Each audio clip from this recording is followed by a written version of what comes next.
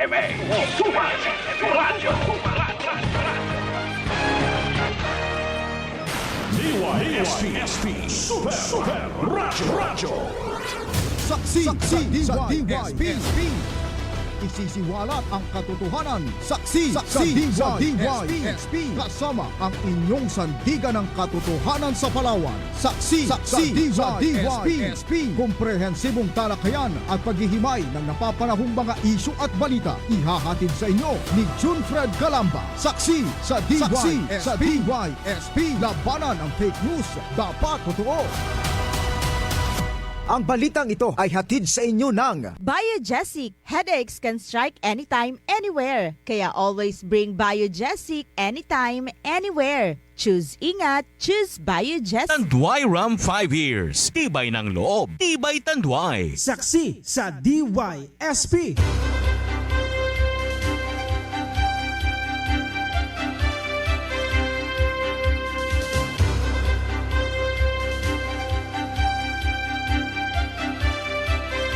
Saksi sa DYSP.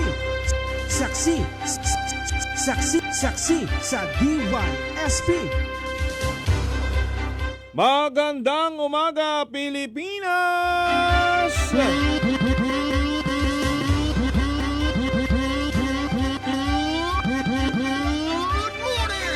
Magandang umaga, lungsod ng Puerto Princesa. Good morning, lalawigan ng Palawan! Mga kapuso, araw po ng Miyerkules, ang bilis po ng araw. Nangangalahati na naman ang ating linggo. Ngayon po ay araw ng Miyerkules, January 28, 2026.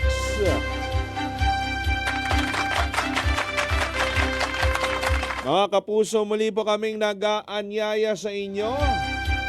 Kami po inyong muling samahan hanggang 10 o'clock in the morning sa ating pong mga balita, sa ating pong mga talakayan. Welcome sa programang Saksi sa DYSP. Makakasama po natin Saksi sa DYSP. Super Kenneth Calumres.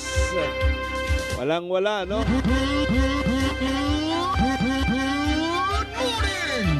Parang may Makati dito sa likod.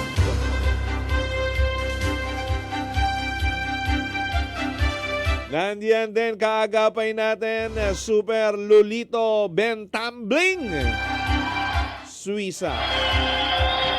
Mahirap doon, hindi niya maalala kung paano siya nag-tumbling. At syempre, Super Bembe Bendanillo. At ako naman ang inyo pong saksi sa DYSP, Junfred Calamba. Relax lang kayo. Kumain na ba kayo ng almusal?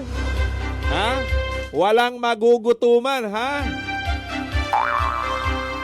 Sa lalawigan ng Palawan, hindi tayo papayag na may magugutuman. Ha? Kaya yung mga nasa bahay pa ngayon, kumain po kayo ng almusal. Ha? Breakfast is important. Very important. Ha? Huwag palalagpasin yung breakfast. Kasi pag yan na-miss po ninyo, talagang magugutuman kayo. Ha? Lalo na sa trabaho namin dito, ngak-ngak na ng ngak-ngak. Dapat nakaalmusal. Pag hindi ka nakaalmusal, parang walang laman yung utak mo eh. Ha? Kaya siguro nakapagsalita ng kung ano-ano.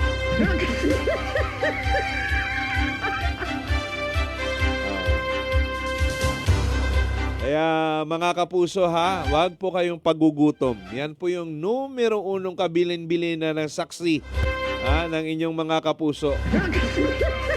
first hour in the morning, bumangon po kayo, magluto po kayo at kumain. Yan.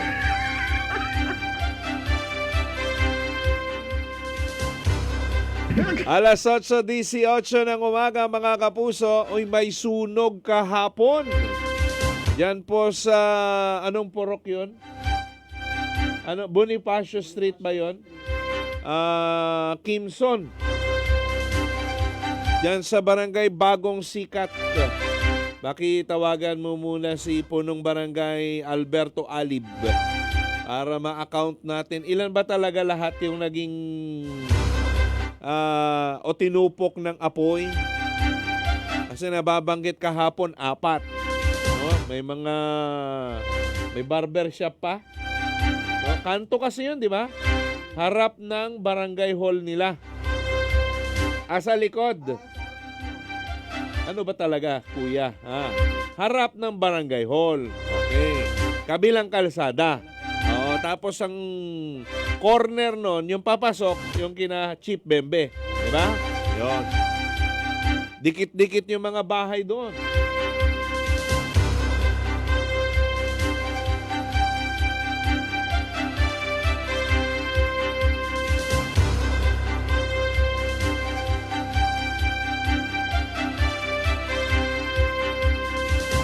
May kotse pa, no? Hindi na ilabas doon sa kanyang garahe.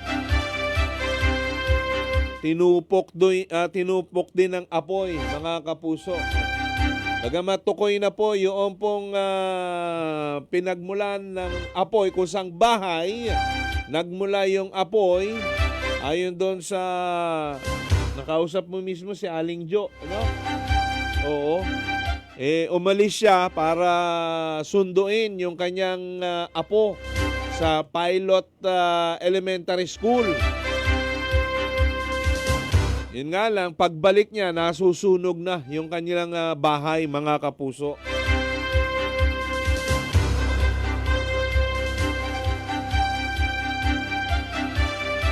Tatawagan din natin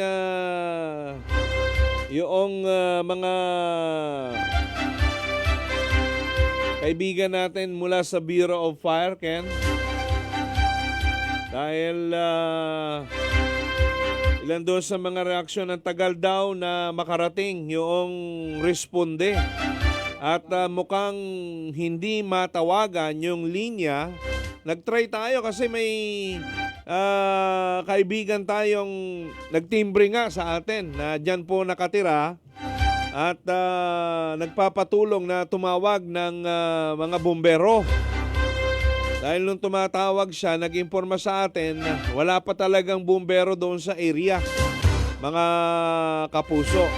Nung maganap po itong sunog pasado alas 3:30 kahapon, makuna natin ng pahayag yung sino bang hepe ngayon ng Bureau of Fire, no? Nagpalit na yung babae, 'di ba? Pinalitan ng babae din ba? Lalaki na. Okay? Bakit kahapon ay hirap na matawagan yung linya ng ating City Fire? Naka-phone book dito sa akin unang-una, mga kapuso. Pero kahapon, di natin alam kung anong paliwanag po dito, kung meron na, no? At hindi matawagan yung linya ng komunikasyon ng ating Bureau of Fire Protection dito sa lungsod ng Puerto Princesa.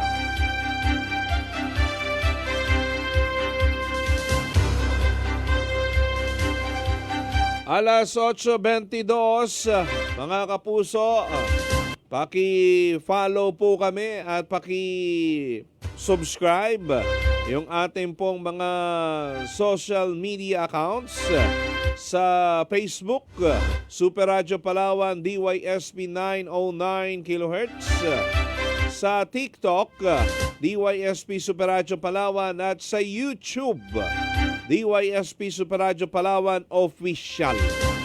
Kung hindi nyo po kami matsyempohan sa inyong mga transistor radio, puntahan niyo po kami diyan sa mga social media accounts po namin para inyo pong masundan yung aming pong mga palatuntunan, yung pong mga balita dito po sa DYSP Super Radio.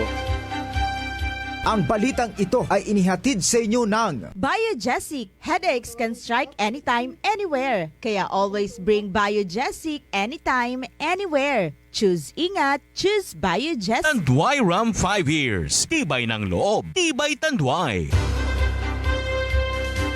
Babalikan natin yan mga kapuso. Kumusta na yung mga nasunugan kahapon dyan po sa Barangay Bagong Sikat?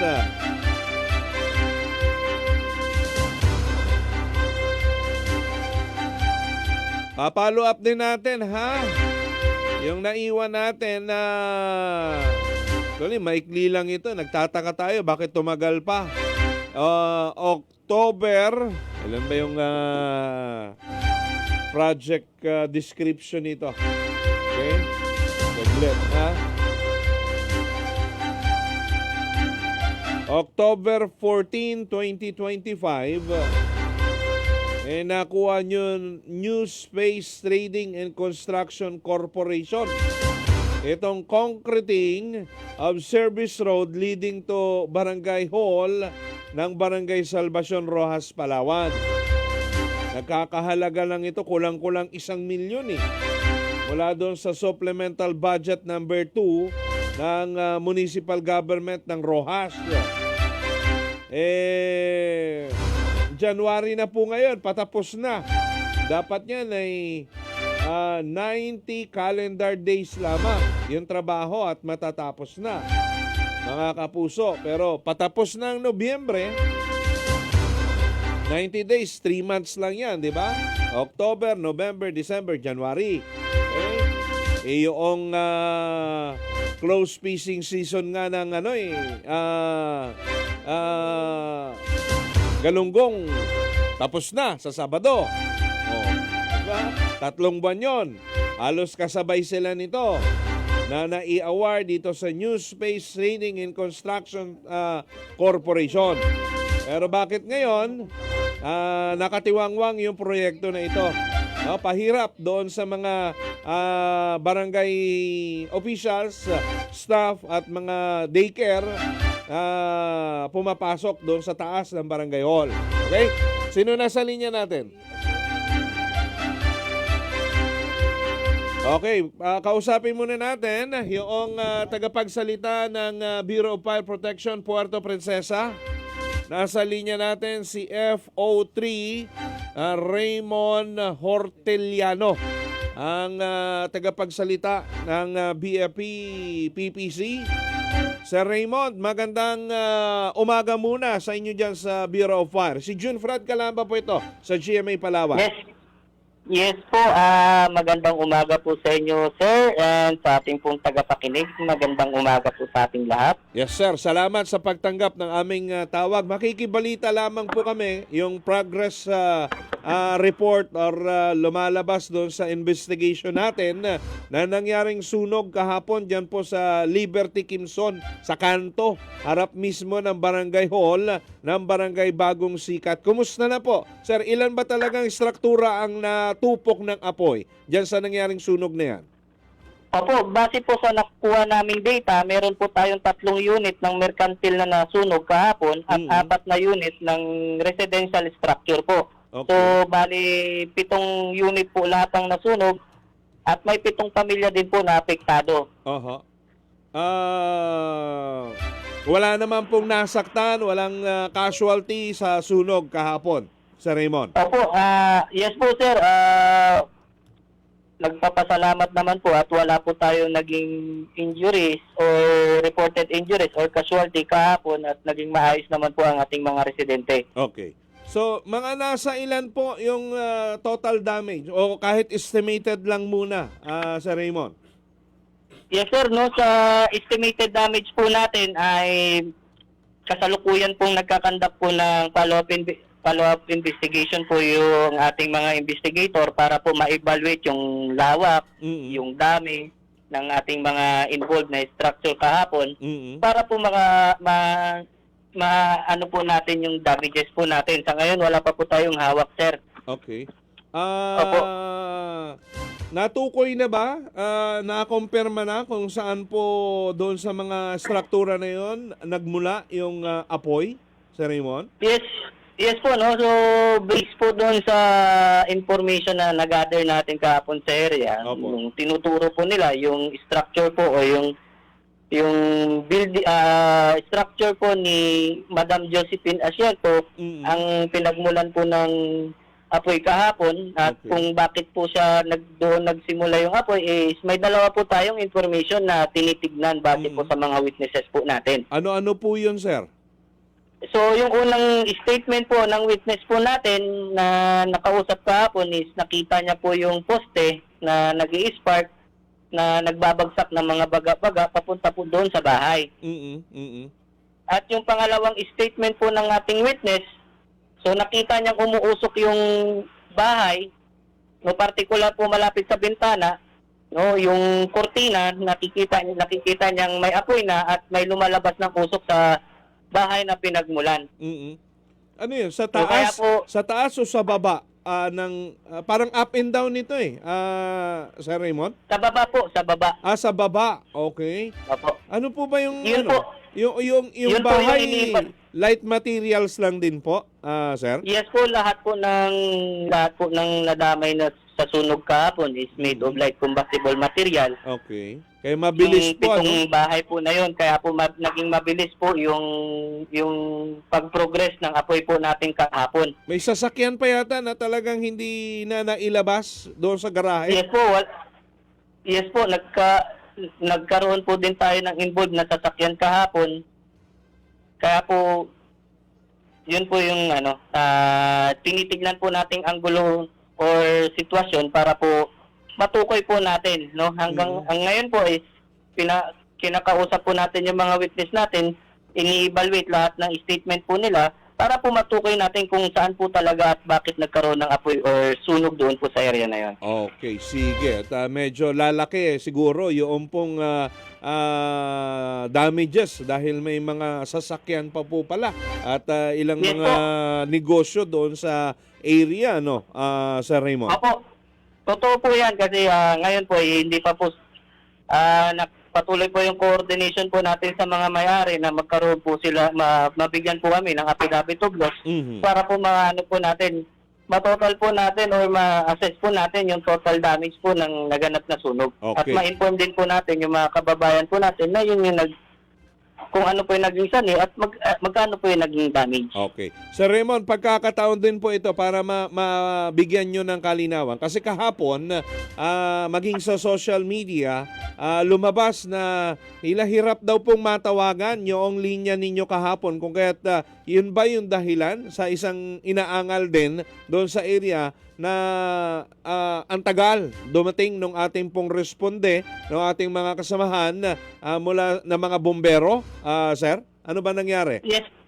Okay po, no? So, sa part po na yan, no? Actually po, naitawag po sa amin ng alas 3:43 ng hapon Okay. ng isang concerned citizen po natin. And sa information na nakuha po natin, base po sa mga unang caller na hindi nila matawagan po yung hotline number na nandun po nakapaskil sa barangay, Mhm.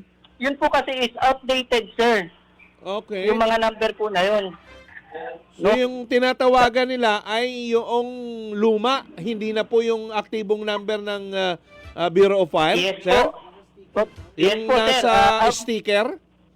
Opo, updated na po yun, sir. Kaya po nung November, Mhm.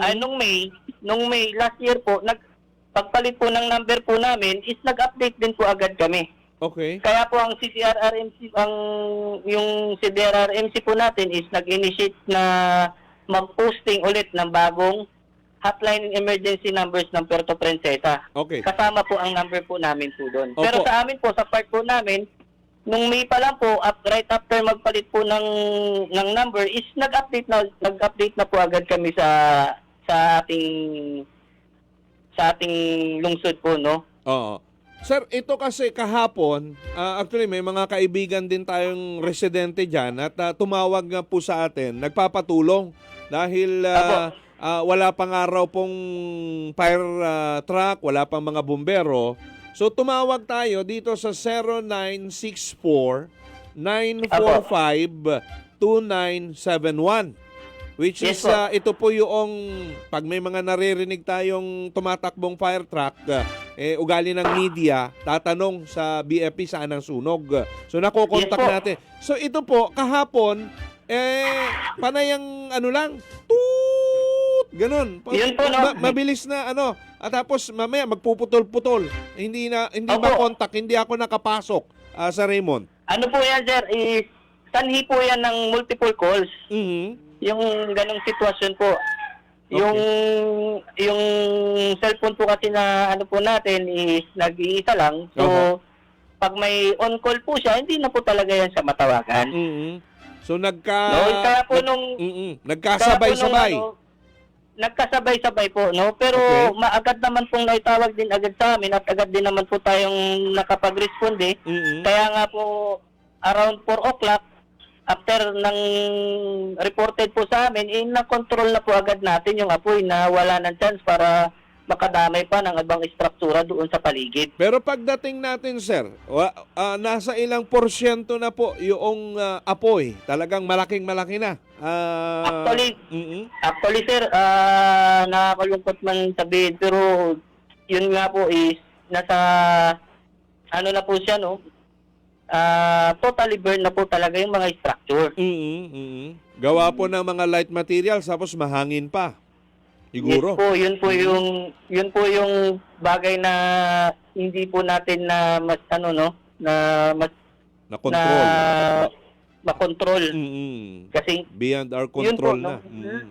Light material po yung structure. Oo, at saka malaking bagay na dial yung mga tao doon sa area na yung dinadial nila, yung sa dati pa, yung kasi tiwala siguro sila dahil yun yung nandoon, nasa publiko, nasa sticker, yun yung Opo. kanilang tinatawagan. Dapat pala maano yun, matanggal na yan lahat. Actually, sir, Opo.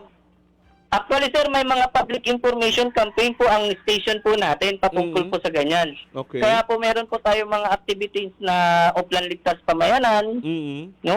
Ugnayan sa barangay, Upland Bandilyo, social media posting ang fire safety tips, fire safety awareness seminar, Upland Paalala, distribution of flyers at saka radio guesting para po ma-inform, ma-update po yung mga kababayan po natin patungkol po sa information sa amin po, no? Magkaroon ng paano maiwasan yung sunog na actually, sir, pinasok na nga din po namin ng social media para po makasabay po tayo sa thread ngayon o sa kasalukuyang sitwasyon po natin dito sa lungsod, no? Okay. No, meron po kaming Facebook page na kung saan araw-araw nagpo-post po kami ng mga fire safety campaign po namin. Nandun din po nakalagay yung mga updates, yung numbers po namin, no, kung saan po kayo tatawag, sino po yung dapat yung kausapin para po ma-inform po yung mga kababayan po natin. Okay. So, dalawang rason. Hindi totoong hindi matawagan yung numero po ninyo dyan na nag-iisa. Tama itong binanggit ko, ano, na number? Sir, ito lang yung Yes, nag-iisa? Opo. Opo. Yung bago. Tama po yan. 0964-945-2971. Yan. Okay. Yes, So, po. dalawa ang rason. Yung isa na tinatawagan nung nandoon sa site ng sunog ay yung luma. Kaya talagang Yes, hindi po. na makontak. Ito Yes, po. namang current na numero nagkasabay-sabay siguro, no? Yes po, nagkaroon sir, ng multiple calls kaya hindi po multiple matawagan. calls. Okay. So, malinaw, ano? At least ganun. Opo. Hindi ba po pwedeng magdagdag tayo, sir, ng isa pang numero at ibalik natin yung 160 na landline? Imumungkahi po natin yung part po na yan, no?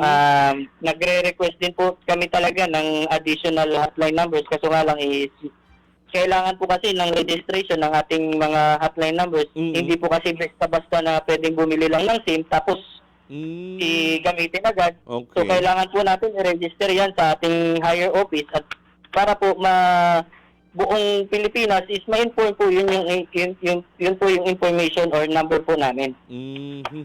Sige po. Pero po, maraming salamat po sa inyong suggestion. Ano po namin yan, imumungkahi po natin yan sa higher office po natin para po matugunan. Opo, at siguro yung mga nakadikit pa ngayon ng mga sticker, bukod doon sa mga campaign natin, social media, yung mga ginagawa nating house to house at every activity sa mga barangay, matanggal Yes po. na yung mga sticker na yun, ano yun nakakalito, Yes po. sir. At syempre, madalian na pa yan, emergency na kasi. Syempre, yung tao Yes po. talagang titingnan yung makukunan ng impormasyon at numero ng tulad nating mga ahensya ng gobyerno, Yes po. Sir Ramon. Apo. At Yan po, no? sige po. Inaano po namin na ma-update po yung kahit sa mismong personal na cellphone po natin, magkaroon po kayo ng nakasave na number po ng ating station, no? Para po matawagan niyo po agad kami. Sige po. Baka may gusto kayong sabihin sa publiko, mga nakikinig ngayon, patungkol sa nangyaring sunog na yan. Ito ba pang ilang sunog na ito ngayong 2026, sir? Pagpasok ng January?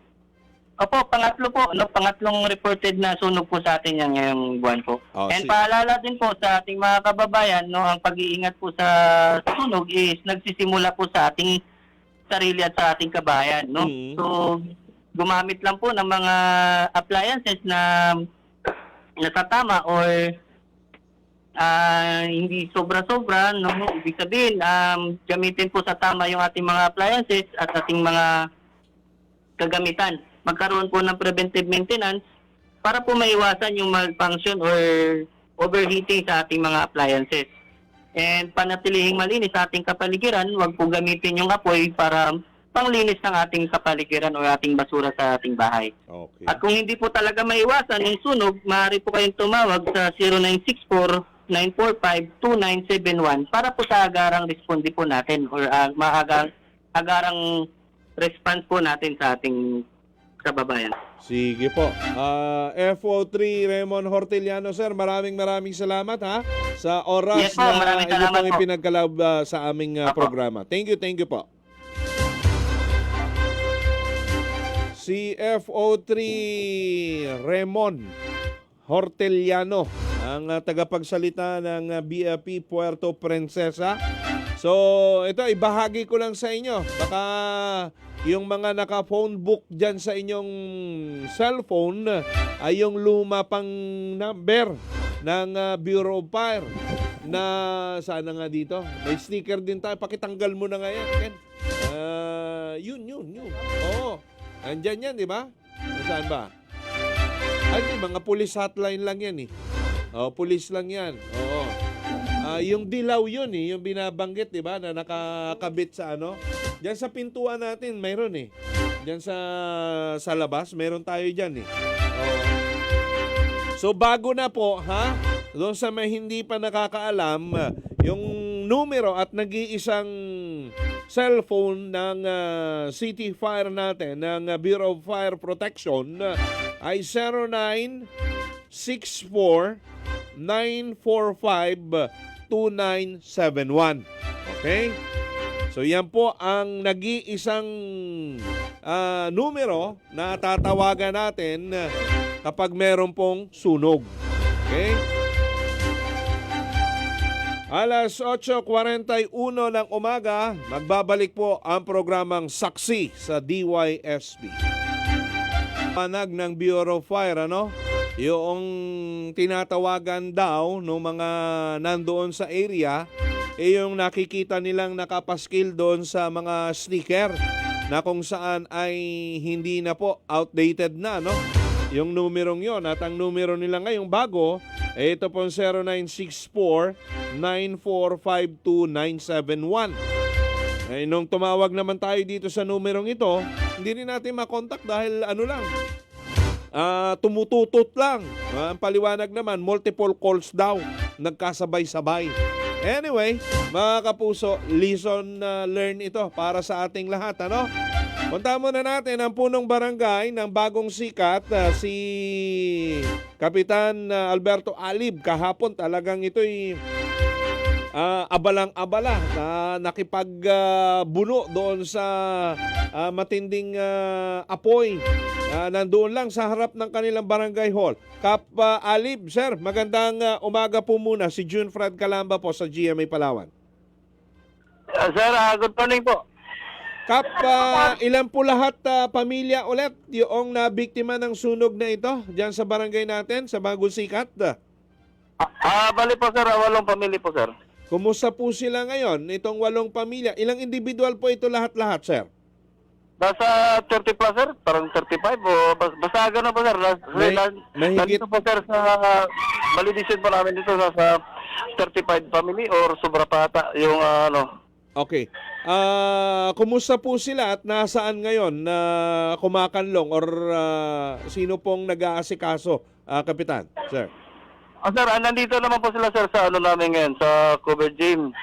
Yung iba po, kagabi umuwi ata sir sa mga kanilang may mga pamilya, nakikitulog. Tapos yung iba sir nandoon din sa sa chapel ng kanilang religious. Nakakandong po sila.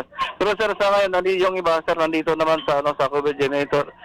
Pasalamat din tayo sa ating CSWD, sa City Government. Mabilis din po ang kanilang mga naging aksyon. May mga city councilor na rin po ang pumunta kahapon, nagpaabot ng tulong. Si Council Jerabad, si Council Elgen Damasco. At mayroon din mga private sector na nagpahatid ng mga tulong.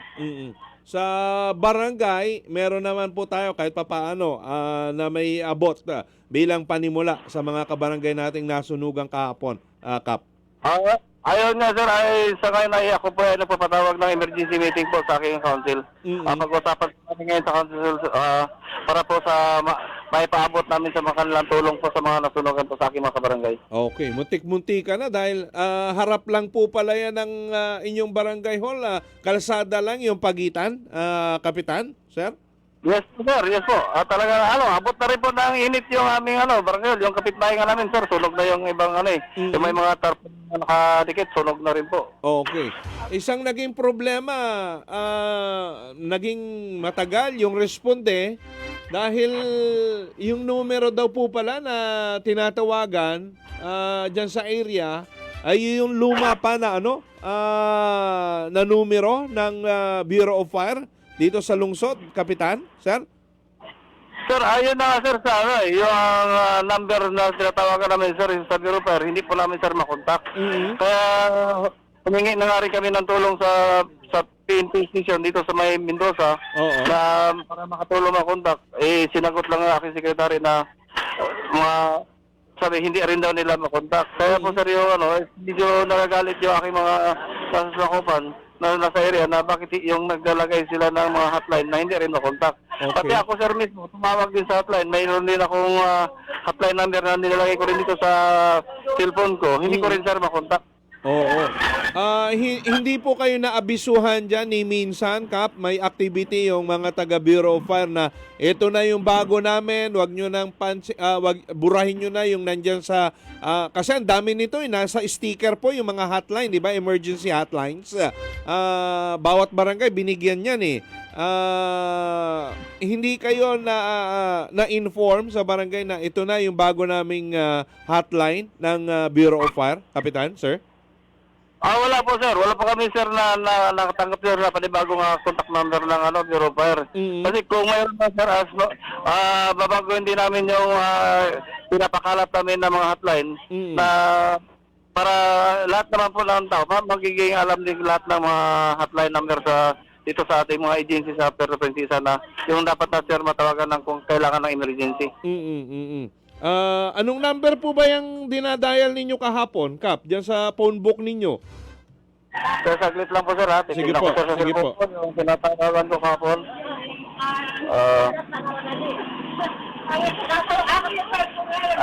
Sir, 0925-707-710. Yun na nga. Luma nga. Ayan nga yung nasa sticker, Kapitan, At ito po yung bago nilang numero na kahapon dinayal ko rin. pero nagkasabay-sabay yung tawag eh. 0964-9452-971. Ito lang ang nag-iisa nila at bago na numero dyan po sa City Fire natin, kaya siguro talagang natagalan dahil iisang numero at hindi na aktibo yung dinadial ng mga residente pati ninyo dyan kahapon, Kapitan, sir. Sir, ganun na sir, dahil nga, wala naman, sir, ako sana ba, wala rin namang alam, pati nga kami sir, wala rin kami alam sa mga nag-change number sila sa phone, kaya kami sir, pati ako, nandidismaya sir sa mga ganong sitwasyon na bakit kung magpapalit sila, as dapat, iikot agad nila sa mga kinakakulan tulad sa unang-una, number 1, barangay kasi yung unang nagpapakalat ng mga hotline sa mga nasasakupan. Lalo na sa mga matataong mga highly thickly populated at mga dikit-dikit yung bahay, dapat talagang pinipersonal, Kapitan, ito bago na yung number natin, disregard na yung mga nandyan sa mga pinakalat naming sticker no mga nagdaang taon. Ganun dapat, Kapitan, sir? Yes, sir. Ganun, sir. Dapat po. Ganun sana. Anyway, eto na. Kapitan, baka nais yung manawagan sa ngalan ng mga residente nating nasunugan kahapon. Medyo malaki-laki yata yung damage dahil may sasakyan pa, may mga negosyo na tinupok ng apoy. Kapitan, sir.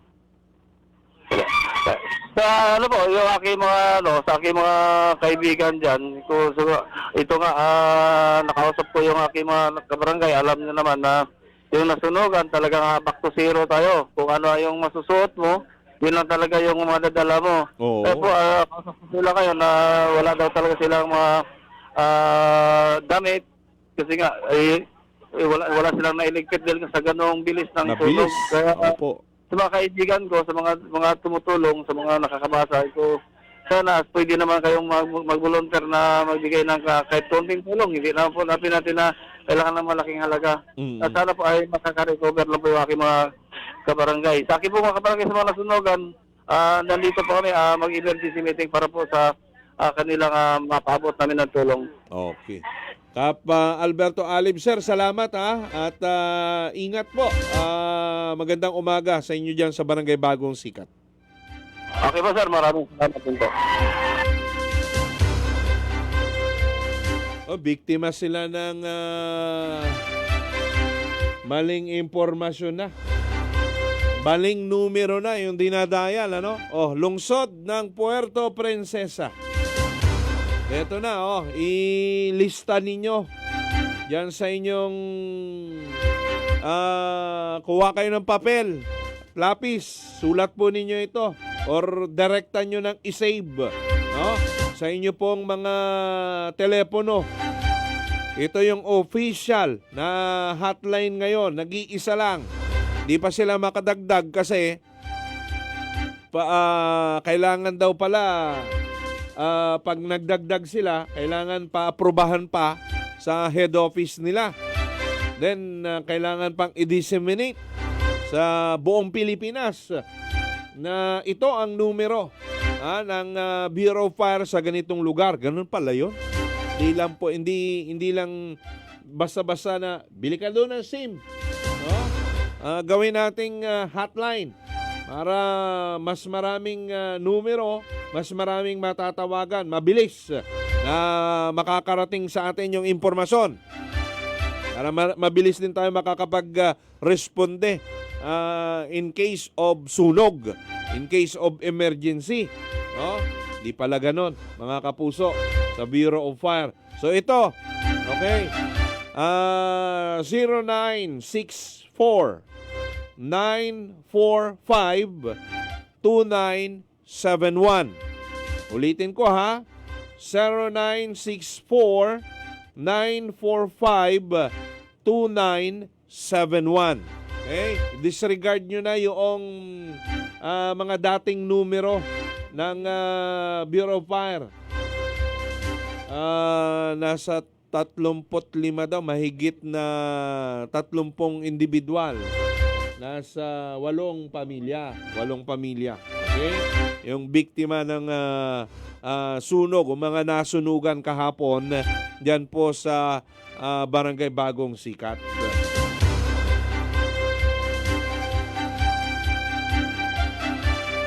Wala na rin pong hotline 160. No, yung mga dati may landline 160, mabilis lang 'yun i-dial sa landline eh. Diba? Pero wala na rin po 'yun ngayon. Ito lang talaga, nag-iisa at official. 0964-9452-971. Okay? Yung mga pinakalat na sticker nung mga nagdaan, kung meron pa dyan, nandyan yata yung number pa ng Hero. I-block nyo na.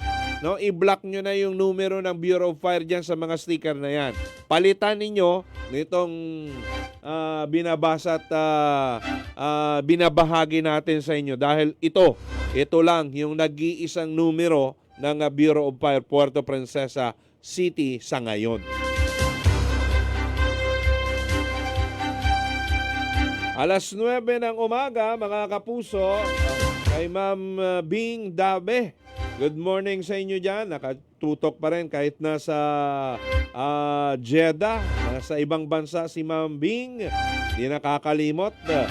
Baptisma Art, good morning din. Ma'am Evelyn Paduga Dator, good morning.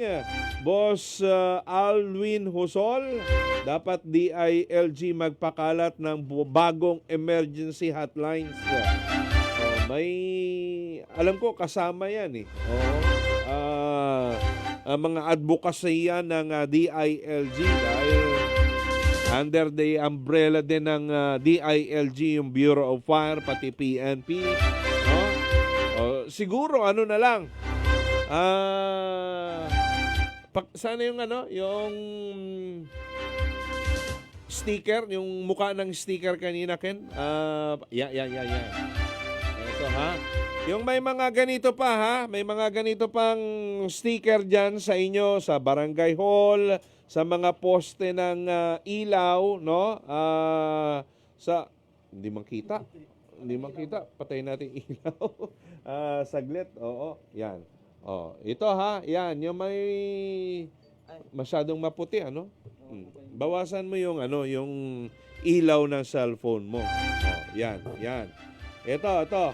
Yung may mga ganitong sticker pa, diyan na dikit sa inyong mga bakod, sa poste ng ilaw, sa gate ng barangay hall or ng eskwelahan, kung saan-saan pa. Kasi marami ito eh.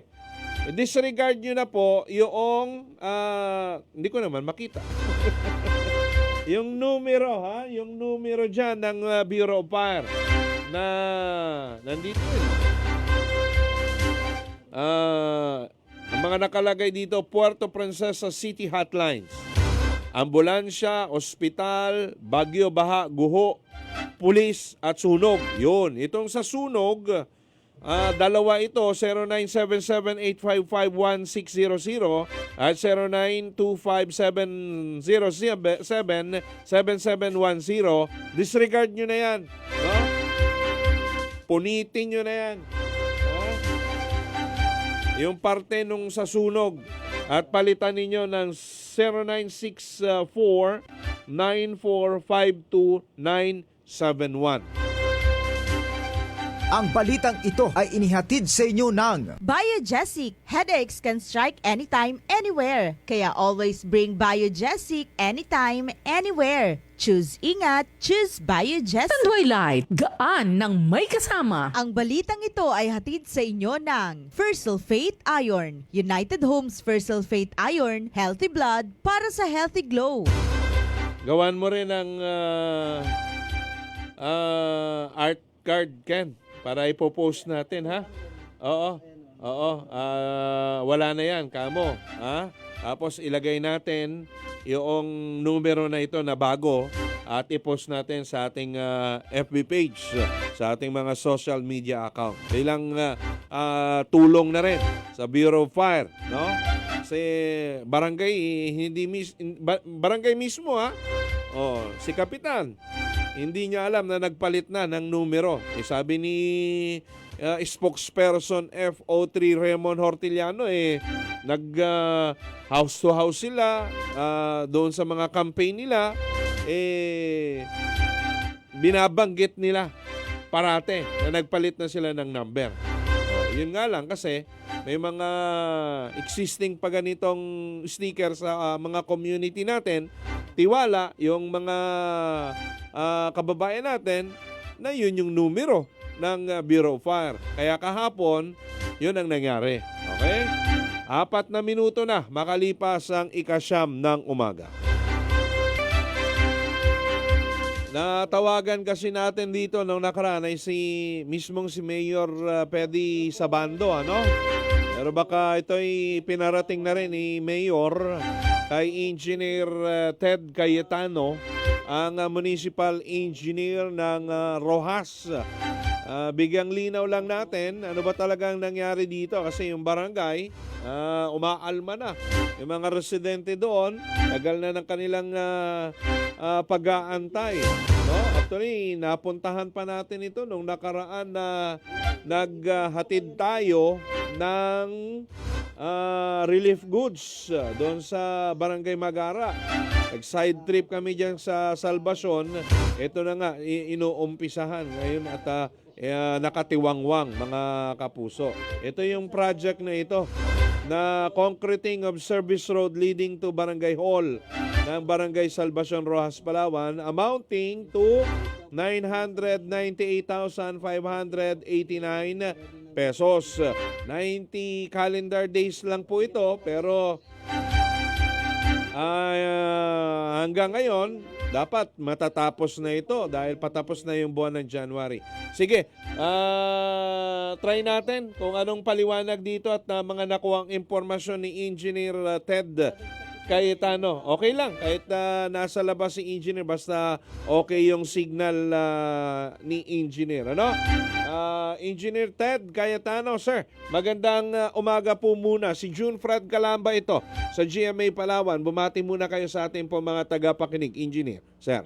Ay, isang mapagpalang umaga po sa ating mga kababayan na nakikinig dito sa inyong istasyon po. Opo, salamat Engineer at nabigyan niyo po kami ng pagkakataon na matawagan kayo at makausap. Ito po yung patungkol dito sa concreting of service road leading to Barangay Hall ng Barangay Salvacion dyan po sa munisipyo natin, sa Rojas, Palawan. I think baka naipaabot na sa inyo ito ni Mayor or natanong na rin po kayo ni Mayor Pedi Sabando kasi nung nakarang araw siya po yung ating natawagan patungkol dito. Sinabi niya ngang aalamin niya pa po, dahil October 14 na i-award ito or dapat nasimula na ng New Space Trading and Construction Corporation. Pero ngayon nga patapos na yung January, 90 days lamang po ito, nakatiwangwang, iniwan po doon at parang in-script lang or kinalkal yung kalsada. Ngayon pahirap doon sa mga barangay official, sa mga residente na tumutungo sa barangay hall at yung mga pasilidad po nila doon sa barangay. Ano po ba ang status ng project na ito, Engineer, sir? Okay, good morning. Okay. Yes po, may instruction, may query si Mayor sa akin regarding sa status ng project na yan, and yes, it was awarded noong October sa project, and then kausap natin yung contractor dyan the other week, last week, na pinagpapaliwanag sila kung ano yung mga explanations bakit nagkaroon ng cause ng delay, bakit nagkaroon ng ganyang aberya, at hindi nila tinapos within the contract. So unang reason nila is na-delay sila sa pag-mobilize ng kanilang equipment dahil nagpa-process daw sila ng kanilang quarry permit para sa kanilang gravel na gagamitin dyan sa project na yan. Okay. But sabi ko nga, hindi yan reason dahil usually kapag mangungontrata kayo, dapat ay experienced na kayo and you have the capacity, you have the equipment, you have the manpower, at sa materials dapat you can implement it within the contract time period. Okay? And marami sila mga reasons, kagaya ng bumili raw sila ng bagong equipment na backhoe and medyo nagkaroon sila ng problema doon sa pagpaprocess ng kanilang quarry permit. But then again, sinabi ko sa kanila na Hindi rason it will not be accepted as an excuse para doon sa proyekto na yon, and the delay and yung abala doon sa project. Actually kinalkal nila yon, nag-request sila sa amin ng compaction ng FDT, field density test, para ma-test yung compaction ng area, pero hindi namin in-approve dahil hindi well prepared yung base course niya. Hindi siya level, hindi siya compacted, at hindi rin siya prepared for compaction test. Kaya hindi kami nag-conduct. In-advise namin sila na ayusin pa yung trabaho nila doon dahil hindi pantay-pantay. I-grader nila, pisunin at i-compact para for proper testing ng compaction bago natin payagan na magbuhos sila ng concrete. Opo. So, those were the delays and were the reasons, and hanggang sa may reason din sila na nagkaroon sila ng Christmas break nung Pasko. Pero hindi talaga valid lahat eh. Ang valid kasi is yung non-workable weather conditions lang na isa-certify ng Pag-asa na mayroong mga araw na maulan at hindi pwedeng magtrabaho. So yun lang yung ina-accept natin. So all of those reasons are unaccepted sa opisina, and for sure ni-remind na rin natin sila, and kung willing pa ba nilang trabahoin yun o hindi. And nag-advise naman sila na by next week magre-resume sila, pero since expired na yung contract, ay i-check namin kung yan ay nag-exceed ng slippage na negative 10%. Pag nag-negative 10% yan, we will terminate the contract and iano sila na blacklisted. Opo. O pag hindi siya nag-slippage, nag-negative slippage, ay gagawan din natin sila ng liquidating damages dahil nag-expire yung contract na sa kanila. Okay. Engineer, I assume Yes po. yung kausap ninyong contractor na binabanggit ay ito pa rin yung Space Trading and Construction Corporation, sir? Yes po, yes po. Oo, kasi may mga balita po doon sa area na nasubcon na raw po ito, engineer, sir. At yung isa, wala yun yung po. isang dahilan kaya na-delay din itong project na ito. So hindi po totoo yun, sir. Wala pong agreement sa amin sa opisina na ipasubcon yan dahil maliit lang na project yan, sa 1 million lang. Kaya nga po.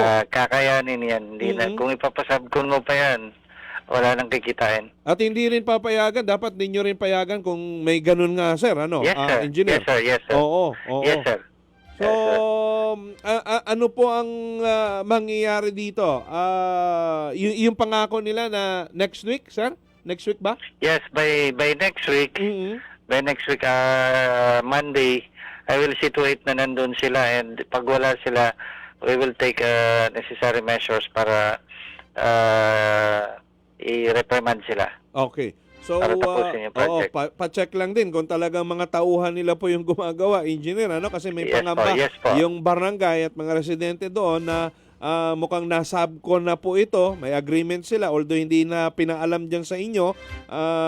Yun yung pinangangambahan nila kasi ano lang ito, 1 million lang ito, tapos sa subcon mo pa, edi ang labas ng proyektong ito ano na, substandard na talaga, engineer. Yes po. Mm-hmm. Yes po. At saka sir, yung nabibiling naman nila dyan ay mobilization pa lang. Opo. Wala pa silang progress billing Okay. na nababayaran natin dyan. And Oo. i-update ko po kayo kapag Monday na wala silang hindi sila nag-resume. Opo. And we will do something Oho. na magbibigay ng lesson sa kanila. Yung mga ganitong klaseng contractor, sir, dapat mabantayan doon pa lang sa bids and awards process, ano? Kasi Yes, ito, sir. ngayon pa lang i-improve ng kanilang mga heavy equipment, yung kanilang quarry permit, which is dapat kung sila'y nangongontrata na, handa na sila anumang sitwasyon o pwede namang magrenta muna, 'di ba, ng equipment. Yes po. Or Definitely po. Yes. yun yung ginagawa ng mga contractor na iba Yes, sir. And- magrenta at hindi kailangang bumili ng bago, engineer. Yes. Mm. And also, sir, idagdag ko lang, itong contractor na to ay first time lang sumali sa amin. Okay. So, Oo. first time pa lang niya ngayon. Oo. And, opo. First time kung sakasakali, namin ito. baka may posibilidad pang ma-blacklist na engineer doon sa kung lalagpas siya, no, doon sa kasi expire na ang kontrata. Binabanggit ninyo, Yes, sir. Mm-mm. Yes po, expire. Tingnan natin. Wala Opo. naman silang request for extensions Mhm. or wala rin silang sinabit na weather conditions kung merong pwede natin silang extend, ganyan. Mhm. Wala naman, walang excuse. Mm-mm. So, we will impose yung mga applicable fines Opo. natin sa kanila. Okay. Makikibalita rin kami by Monday, engineer, kung po pwede, ha, sir? Kukulitin Yes, sir. namin kayo dito. Kung hindi man kayo, Yes, si sir. Mayor Anytime Pedi. po. Si Mayor Pedi Yes, yung po. aming tatawagan para dito. Kasi yung mga residente ng Salvacion, nahirapan na nitong mga nagdaang araw dahil kinalkal nila, binungkal nila at hindi po Kaya naman nga ginawa po. ng maayos sa engineer. Humingi rin po ako ng paumanhin sa mga barangay natin sa Salvacion na talagang kasi yung location ng kalsada po papunta doon sa kanilang barangay hall. Oo. Kaya talagang abala po talaga. Oho. Sige po. Ah, Engineer Ted, sir, maraming salamat, ha. At kami makikibalita Salamat din po po. muli sa Yes, inyong sir. tanggapan. Thank you po. Thank you. happy po. Thank you. Ang municipal engineer ng Rojas, Palawan, si Engineer Ted Cayetano, ating nakausap dito po sa proyektong ito. Mga taga Salvacion, ha, ayan, naririnig po ninyo. By Monday, si engineer will see to it na nandyan daw sa area yung new space aiding in the construction na ito, mga kapuso, para balikan yung kanilang iniwang trabaho dyan. No? At yun, yung issue ng subcon, check natin. Sa subcon nyo pa, walang 1 million na nga yung proyekto. Napakaliit lang. Kung magkano na lang yan, lugaw na. Baka isang taon lang. Butas-butas na yung kalsadang yan. Paakyat doon sa barangay hall ng Salvacion. Oras natin. Ay inihatid sa inyo ng Biogesic. Headaches can strike anytime, anywhere. Kaya always bring Biogesic anytime, anywhere. Choose ingat, choose Biogesic. Tanduay Ram 5 years. Tibay ng loob. Tibay Tanduay. Ang balitang ito ay hatid sa inyo ng Rexidol Forte. Mas bilis banat sa 4.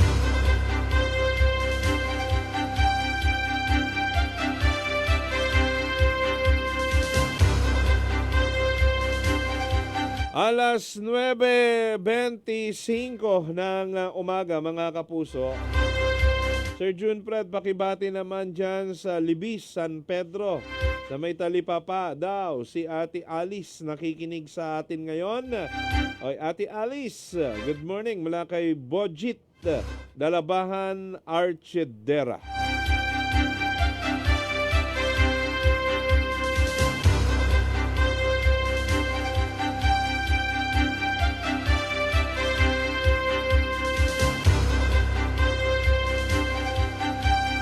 Alas 9:26 ng umaga. Pasok muna natin yung balita ni Super June.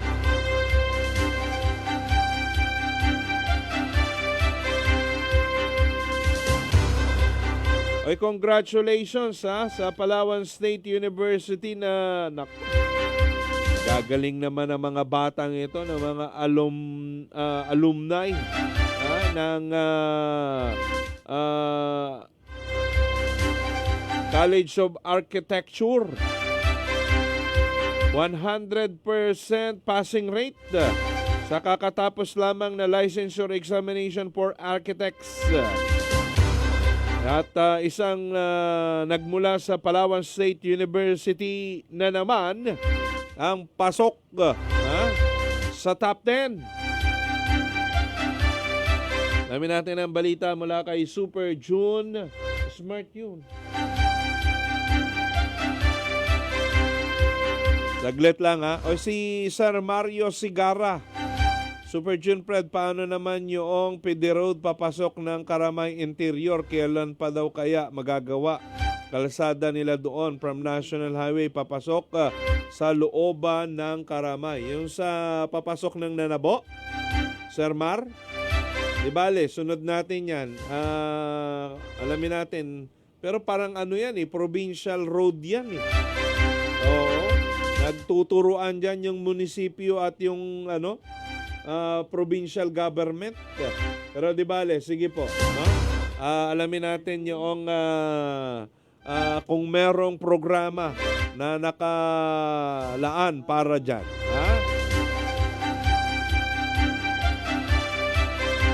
Or yung papasok dito sa poblasyon ng Karamay.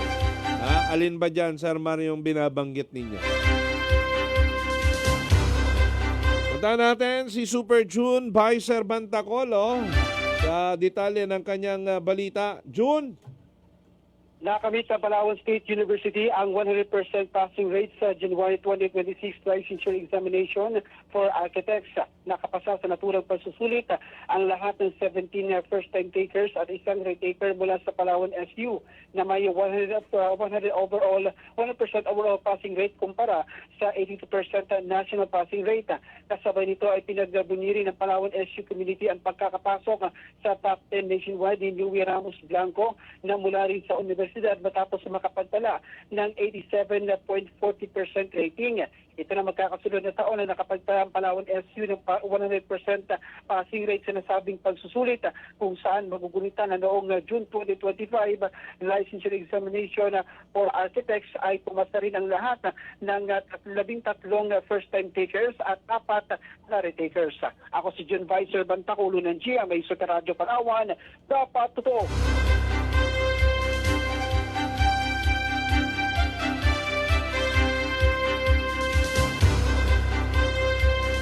Alas 9:29 ng umaga.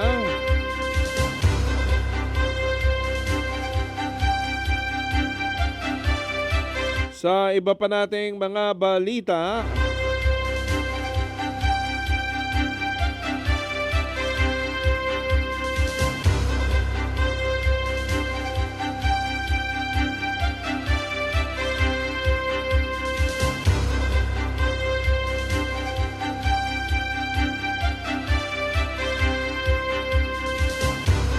Sa iba pa nating mga balita ay pinagmalaki ng National Electrification Administration Administrator Antonio Mariano Almeda ang mga positibong pagbabagong naganap sa Palawan Electric Cooperative Paleco matapos ang pagtatalaga ng Task Force Paleco o ang Interim Board of Directors na itinalaga ng NIA. Ayon kay Administrator Almeda, pansin-pansin ang mga improvements sa operasyon ng Paleco, kabilang na ang pagkakalagay nito sa AAA category. Dagdag pa ni Almeda na dahil sa tulong ng Task Force at ng NIA ay napababa ang singil sa kuryente sa lalawigan ng Palawan. Aniya nang maupo ang task force noong January 2025, nasa 17 pesos 0.50 centavos kada kilowatt hour ang presyo ng kuryente sa lalawigan. Ngunit pagsapit ng Oktubre 2025, dahil sa mga aksyon ng task force, partikular ang pagpapabilis ng competitive selection process o CSP, ay bumaba ang singil sa kuryente sa 11 pesos kada kilowatt hour o pagbaba ng 6 na piso. Samantala, wala pa umano sa plano ng National Electrification Administration ang magsagawa ng eleksyon upang palitan ang kasalukuyang tinalagang Board of Directors ng Paleco na binubuo ng mga kinatawan mula sa iba't ibang electric cooperative sa bansa na kilala bilang Task Force Paleco. Nagpahayag din ng buong suporta ang National Electrification Administration o NEA sa lalawigan ng Palawan upang mapataas pa ang antas ng elektrifikasyon sa probinsya. Ayon sa NEA, gagawin nila ang lahat ng kinakailangang hakbang upang maabot ang mga liblib at malalayong lugar sa lalawigan at mapailawan ang mga pamayanang wala pang kuryente. Personal na ipinahayag ni NEA Administrator Antonio Mariano Almeida ang kanyang buong suporta upang mapataas ang electrification rate sa Palawan at maging mas accessible ang kuryente maging sa mga komunidad sa kabundukan.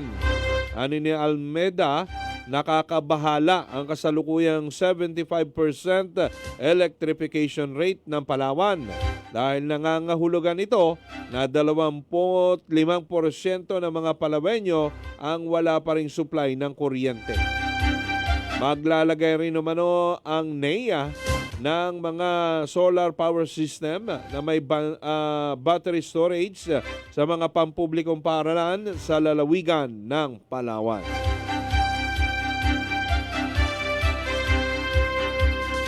Balikan natin si Super June. Sangguniang Panlalawigan hiniling sa Provincial Price Coordinating Council na paigtingin ang monitoring sa presyo ng baboy sa Palawan. Detalye ng balita, Super June, pasok! Hiniling ng Sangguniang Panlalawigan sa Provincial Price Coordinating Council sa pamamagitan ng Chairperson Governor Ami Alvarez na paigtingin ang province-wide monitoring ng hog prices.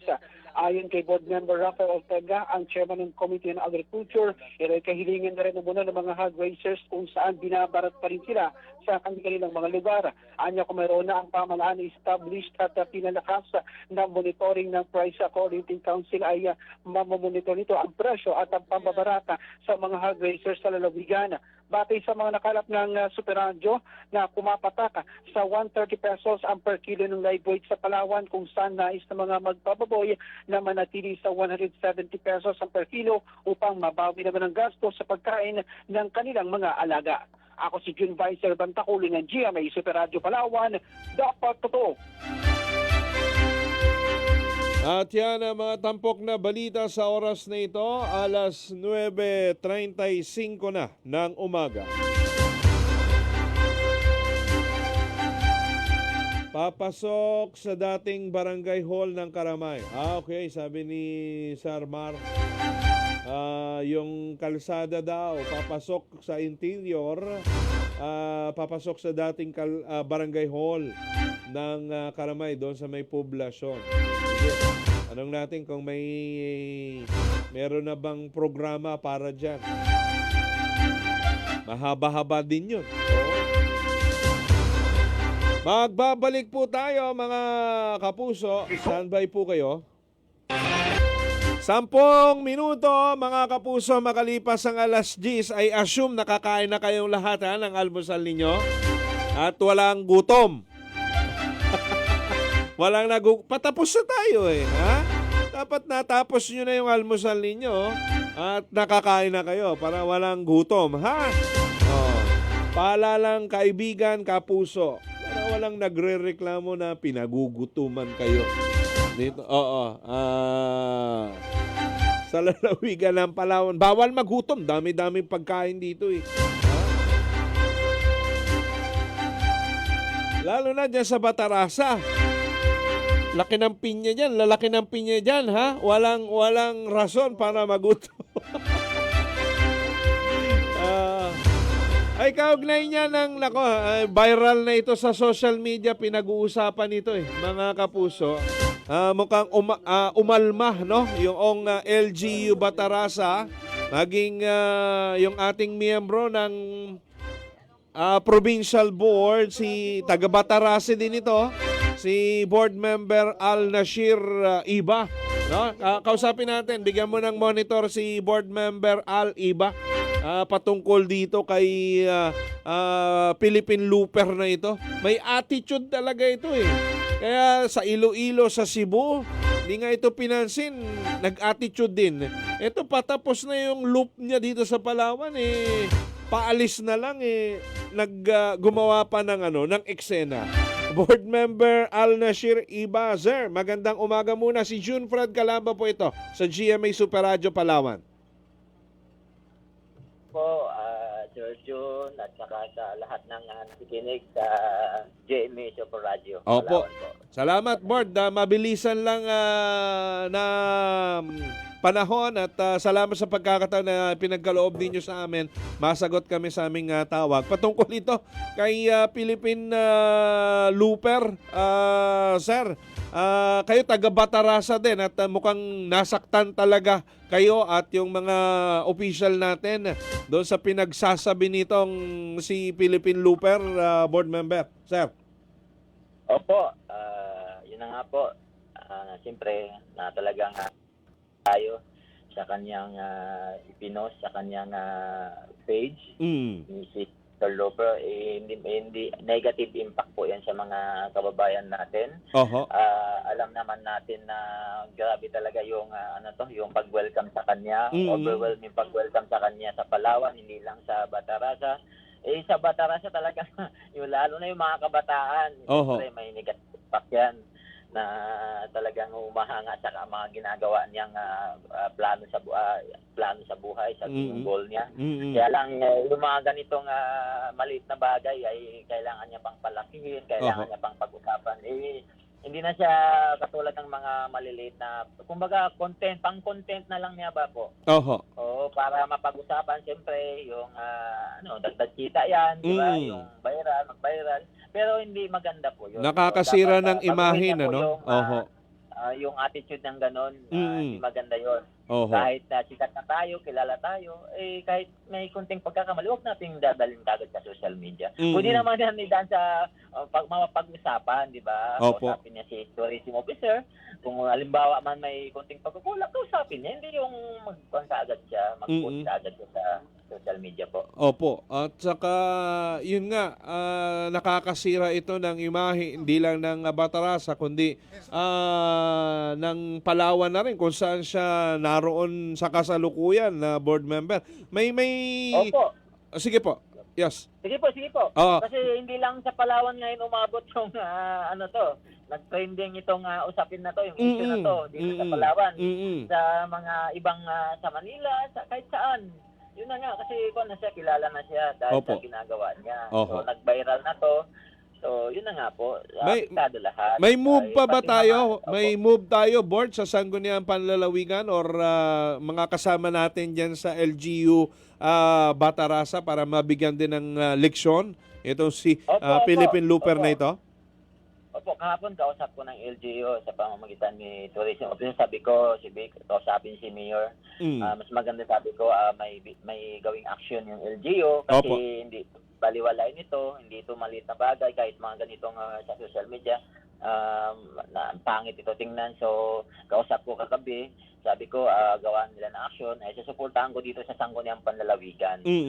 Susuportahan ko dito yung action na gagawin ng LGU. Siyempre, bago tayo gumawa ng hakbang dito, ng action, kailangan yung may basyan tayo na mula sa LGU naman kasi doon nangyari po yung yung issue sa bayan ng Batarasa. So, posible na ma-persona ng grata siya doon sa Batarasa kung sakali, sir? Opo. Kasi pangit naman yun. Pangit talaga yun. Ako personally, talagang hindi ko papayagan yung mga ganyan na na negative. Na negative issue sa mga hindi lang sa Batangas ha. Opo. So lesson to sa atin, may nangyari na mga previous, 'di ba? Yung yung vlogger din na nangyari sa Coron na apakan lang tayo, abusuhin tayo porket mas kilala sila. Oho. So hindi maganda 'yon. Hindi tayo papayag sa mga kababayan natin mangyari ito. Oo, although siguro talagang for content purposes or ugali na nito kasi na tuwing i-exit sa isang lugar may ganito siyang issue eh. Pero yun nga or nagselos din doon sa isang bisita pa natin na talagang dinumog. Siguro na out of place board member pero hindi maganda talaga sa kabuuan itong ginawa niya na pagpo-post pa. Maliit na bagay at hindi naman talaga siyang pinaranas ng ganon. Narinig ko yung mga paliwanag ni tourism officer at ng LGU board member, sir. Opo, talagang hindi talaga siya pinabayaan. Lalo na yung tourism officer natin, si Sir John Dawili.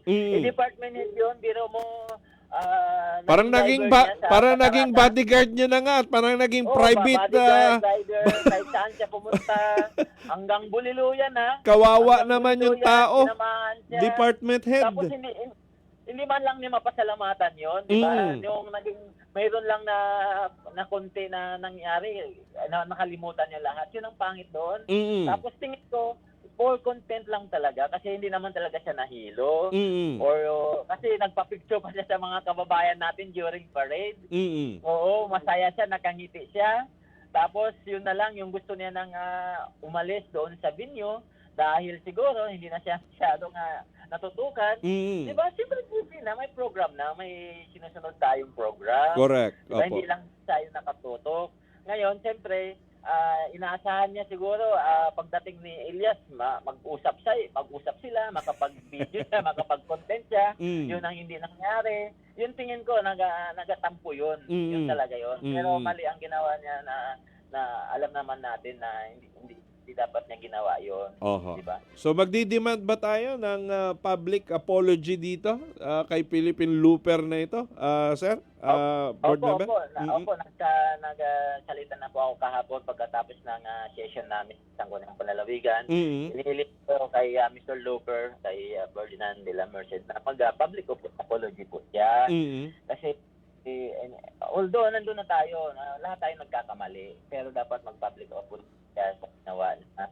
At kung pwede, i-delete niya yung post niya na yun. Yun para maayos na lahat, di ba? Okay ang lahat. Naman, dapat wala tayong umalis tayo sa isang lugar na wala tayong natatapakan at siyempre nasasaktan. Yun lang. Kasi Pilipino tayo Yun ang maganda, pumunta ka sa lugar na yan, welcome ka, umalis ka sa lugar na yan ng maayos. Correct. Yun lang po. Sige po. Board member, abangan natin kung ano po mga magiging kasunod na kabanata nito. Salamat po. Salamat ng marami. Board member Al Nashir Iba, sir, sa oras. Maraming salamat. Mabuhay po kayo.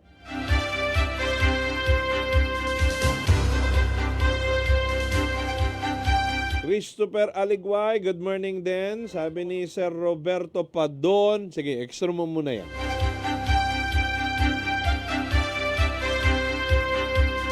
Ang balitang ito ay inihatid sa inyo ng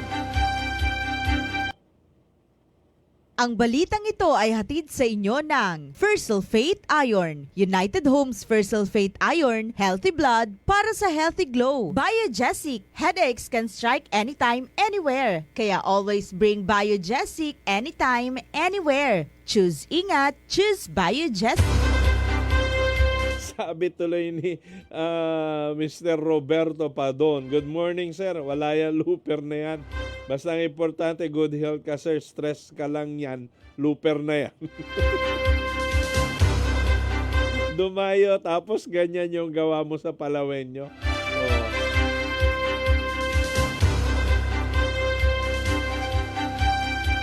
Sabi ni Perbas, ang lakad ni Looper pwedeng sabayan pero ang ginagawa ni Elias hindi niya pwede sabayan. Nagselos kay Ilyas eh. O si Ilyas tuloy siya, lumayas. Napalayas ni Alias si Looper? Ha? Ay nako. Oo.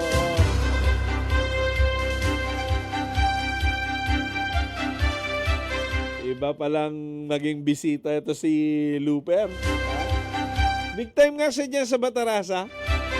Kasi yung Municipal Tourism Officer naging yaya niya. Oo, personal driver niya. Oo, driver, alalay, PA. Saan ka pa dyan? Ha? Oo. Oo. Nako. Matindi. Mga kapuso, paalam na po tayo. Maraming salamat sa inyo pong pagsubaybay. Ngayon pong araw na ito ng Miyerkules na. Nangalahati ng ating linggo dito po sa programang Saksi sa DYSP. At tabayan ang susunod na programa, Bakbakan sa Super Radyo. Inyo pong makakasama sino ba? Super Rodel Guzman. Pero nandito si manager. May importanteng mahalaga para sa bayan at sa mundo. Kaya si Super Rodel daw muna ang inyong makakasama. Oo. Sa ngalan ni Super Kenneth Calumres, Super Lulito Suiza at Chief Bembe Bendanillo. Ako po ang inyong kapuso, ang inyong saksi, Junfred Calamba. Labanan ng fake news, dapat totoo. Ito ang serbisyong totoo. GMA Super Radyo.